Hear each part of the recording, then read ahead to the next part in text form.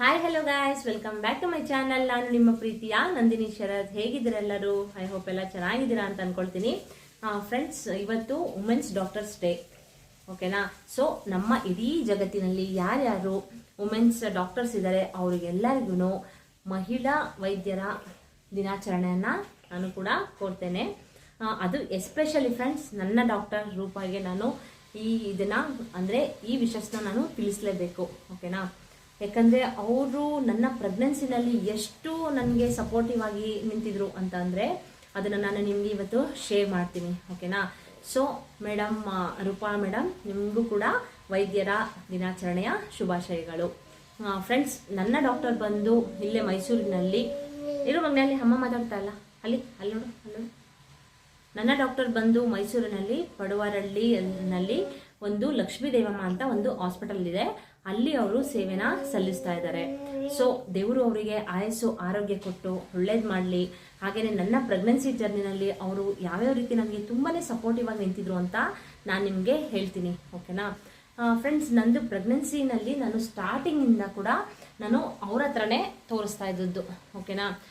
So ನನಗೆ ಅಂದರೆ ಹಲವಾರು ಪ್ರಾಬ್ಲಮ್ಸ್ನ ನಾನು ಕೂಡ ಫೇಸ್ ಮಾಡಿದ್ದೀನಿ ನನ್ನ ಪ್ರೆಗ್ನೆನ್ಸಿ ಜರ್ನಿನಲ್ಲಿ.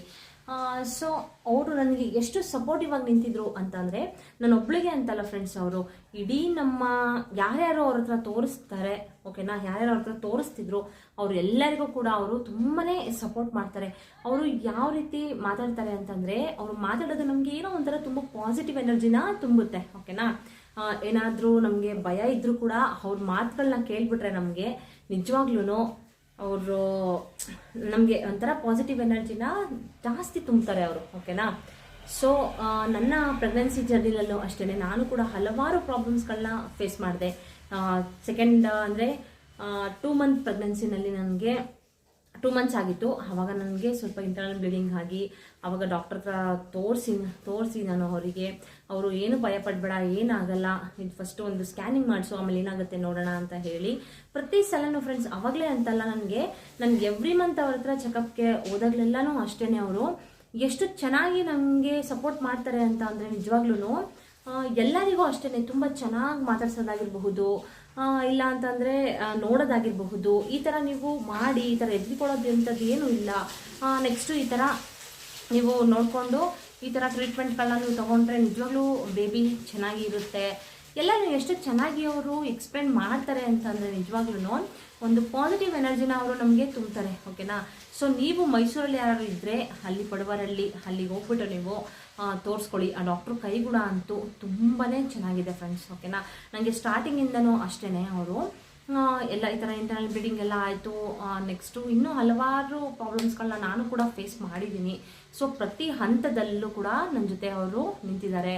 ಹಾಗೆಯೇ ನಾನು ಅವರಿಗೆ ಯಾವ ಟೈಮಲ್ಲೂ ನಾನು ಅವ್ರಿಗೆ ಮೀಟ್ ಮಾಡೋದಾಗಿರ್ಬಹುದು, ಮೇಡಮ್ ಈ ಥರ ಪ್ರಾಬ್ಲಮ್ ಆಗ್ತಿದೆ ಅಂತ ಹೇಳೋದಾಗಿರ್ಬೋದು, ಏನೇ ಮಾಡಿದ್ರು ಕೂಡ ಅವರು ನನಗೆ ತುಂಬಾ ಸಪೋರ್ಟ್ ಮಾಡಿದ್ರು, ಓಕೆನಾ? ಸೊ ನನಗೆ ಅದನ್ನು ನನ್ನ ಫ್ರೆಂಡ್ ಸಜೆಸ್ಟ್ ಮಾಡಿದ್ದು ಹಾಸ್ಪಿಟಲ್ನ. ಅವಳು ಕೂಡ ಅಲ್ಲೇ ತೋರಿಸ್ಕೊಳ್ತಾ ಇದ್ದು, ಅವಳಿಗೂ ಕೂಡ ಅಷ್ಟೇ ತುಂಬ ಚೆನ್ನಾಗಿ ನೋಡಿ, ಅವಳು ಕೂಡ ಅಲ್ಲೇ ಡೆಲಿವರಿ ಆಯಿತು ಅವಳಿಗೂ. ಸೊ ನನಗೂ ಅಷ್ಟೇ ಪ್ರತಿ ಹಂತದಲ್ಲೂ ಅವರು ನನಗೆ ಸಪೋರ್ಟ್ನ ಮಾಡಿದ್ದಾರೆ, ಓಕೆನಾ?